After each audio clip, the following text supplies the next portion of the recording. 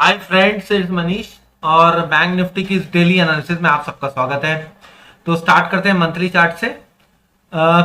Monthly chart पे आपको ये जो करंट मंथ की कैंडल दिख रही है, ये क्या बता रही है कि एक जो हमारा मेजर सपोर्ट था 44,150 से लेके 44,200 वो फिलहाल ब्रेक हो चुका है और बाजार अब सपोर्ट के नीचे कारोबार कर रहे हैं। ठीक है, अगर बाजार कंटिन्यू इस तरीके से यहाँ पे होल्ड करता है और 44,200 को क्रॉस नहीं करता, 44,200 के नीचे चलता है, तो बाजार में एक बड़ी गिरावट भी देखी जा सकती है। और हमारे लिए सबसे बड़ा पॉइंट ये है कि ये एक वेज है जो कि राइजिंग वेज बना हुआ है और इसका ब्रेकडाउन नहीं होना चाहिए अगर बुल मार्केट को कंटिन्यू रहना है। तो अभी हम लोग फिलहाल वीकली चार्ट की तरफ मूव करते हैं। वीकली चार्ट पे थोड़ा सा आप लोगों को क्लियरली दिख रहा है कि ये एक ब्रेकडाउन हुआ है और आज ये कैंडल इसके नीचे क्लोज हुई है।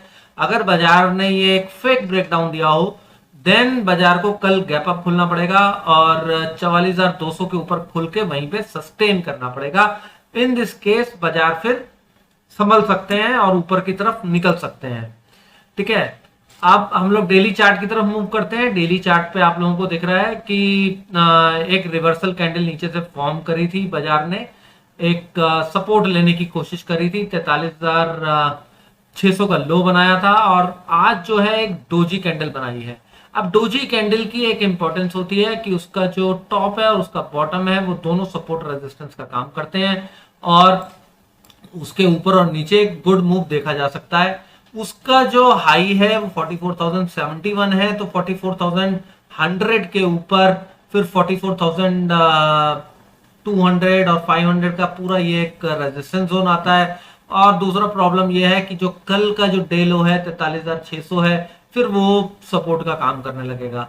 तो हमारे लिए अब इंपॉर्टेंट लेवल डेली चार्ट के हिसाब से तो थोड़ा सा कंफ्यूजन है कि हमारे को किस तरीके से ट्रेड करना है, लेकिन हमारा जो ओवरली चार्ट के ऊपर जो ट्रेड है वो वीकली ट्रेड वो ऑलरेडी एक्टिव है और 43,700 का पहला टारगेट अचीव हो चुका है और 43,500, 350 और 400 के ये टारगेट अभी पेंडिंग है। होपफुली कि वो कल के दिन अगर कोई गैप डाउन होता है या फॉल डायरेक्टली फ्लैट खुल के आता है तो वो अचीव हो जाए, अदरवाइज फिर वो रिवर्सल दे जाएगा। ठीक है, अब हम लोग 15 मिनट चार्ट के ऊपर एनालिसिस करते हैं, जहां मैंने ये पूरी एनालिसिस ऑलरेडी रेडी कर रखी है कि भाई हमें कल किस तरीके से बाजार में कारोबार करना है। फिलहाल आज का छोटा सा हम लोग रिकैप कर लेते हैं। हमारे को जो क्लोजिंग मिली है वो मिली है 43,890, 43,890 पे।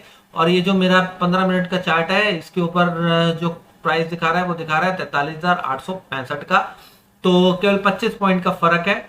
अभी हम लोग ये देख लेते हैं कि आज के दिन जो है कारोबार बाजार में किस तरीके का रहा और बाजार ने क्या प्राइस एक्शन दिखाया। ठीक है, तो ये 9:15 बजे की कैंडल है और ये जो कैंडल है ये क्या बता रही है कि बिल्कुल सपोर्ट और रेजिस्टेंस के बीच में थी।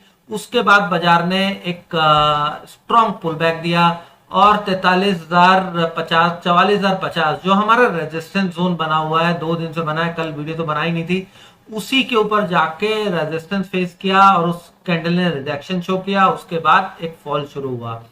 फॉल बाजार ने दिया है अप टू 43,745 तक का। 43,745 तक के बाद बाजार यहां से रिवर्स हो गए। ठीक है, हमें रिवर्सल कैसे पता चला? हमें रिवर्सल पता लगा जब ये 3-4 कैंडल्स बनाने के बाद इसके ऊपर निकला। ये जो लेवल था 43,830 का लेवल था। इसके बाद बाजार ने थोड़ी सी रिकवरी दी और 43,922 का हाई बनाया। ठीक है, हालांकि वीकली एक्सपायरी थी, कुछ लोगों ने हीरो और जीरो 44,000 का डेफिनेटली ट्रेड किया होगा, लेकिन आज बाजार 44,000 के ऊपर वाला बाजार नहीं था क्योंकि बाजार डाउन ट्रेंड में है।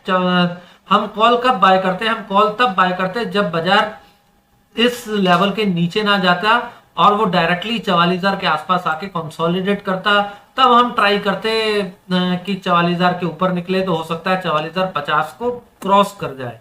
ठीक है, लेकिन क्योंकि प्राइस एक्शन बियरिश था इसलिए बाजार में किसी तरीके का हीरो और जीरो ट्रेड बनता नहीं था। चलिए अब हम लोग डिस्कस कर लेते हैं कल किस तरीके से हमारे को काम करना है और बाजार कैसे कारोबार कर सकते हैं। तो 43,970 से लेके 44,060 तक का पूरा एक ये रेजिस्टेंस जोन मैंने ड्रॉ कर रखा है। अगर बाजार इस जोन के ऊपर गैप अप से निकल जाता है, जैसे कि मैंने डेली चार्ट पे बताया, कोई गैप अप होता है और बाजार ऊपर निकलता है, तो फिर पहला टारगेट बनेगा 44,190, ठीक है, जो कि ये एक रेजिस्टेंस जोन है। और फिर जब उसके ऊपर निकलता है तो फिर 44,470 का दूसरा टारगेट बनेगा। 44,190 पे पार्शियल प्रॉफिट बुकिंग कर दीजिएगा, बाकी का lot at cost stop loss लगा के 44,470 के लिए होल्ड कर लीजिएगा। अगर बाजार फ्लैट खुलते हैं और यही 44,060 तक रेजिस्टेंस फेस करते हैं और उसके बाद रेजिस्टेंस फेस करके 43,960 को ब्रेक करते हैं, तो हम पुट में बैठेंगे। हमारा जो सीधा सीधा टारगेट होगा वो 43,700 का होगा। अगर बाजार गैप डाउन खुलता है और 43,700 के आसपास सपोर्ट बनाता है, सपोर्ट बना के अगर ऊपर निकलता है, तो फिर अगर कोई पैटर्न इस तरीके का बनता है कि जिस तरीके से कंसोलिडेट करके उसने पैटर्न बनाया, ऊपर की तरफ ब्रेक किया, तो फिर 43,960 से लेके 44,070 तक के टारगेट कल वापस से पॉसिबल है। इस सिचुएशन में साइडवेज डेज हो जाएगा। लेकिन अगर बाजार नीचे फ्लैट खुल के नीचे जाए और नीचे जाके ब्रेक डाउन दे दे, 43,690 के नीचे जाए, तब हमारा पहला टारगेट 43,500 होगा, दूसरा टारगेट 43,400 से 43,350 होगा। प्रोबेबिलिटी नीचे जाने की ज्यादा है क्योंकि ट्रेंड बियरिश है और हमारा अभी इस वीक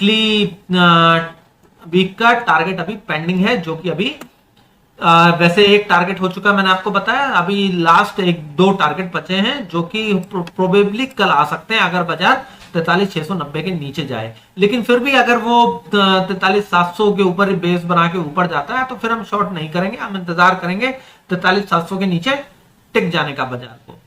तो आई होप कि आपको एनालिसिस समझ में आई होगी। एनालिसिस अच्छी लगी हो तो चैनल को सब्सक्राइब करके बेल नोटिफिकेशन को जरूर ऑन कर दीजिएगा, जिससे कि आपको आने वाली वीडियोस की नोटिफिकेशन मिलती रहे। वीडियो पसंद आई हो तो उसे लाइक जरूर कीजिए और फैमिली फ्रेंड से शेयर जरूर कीजिए। तो thank you very much friends.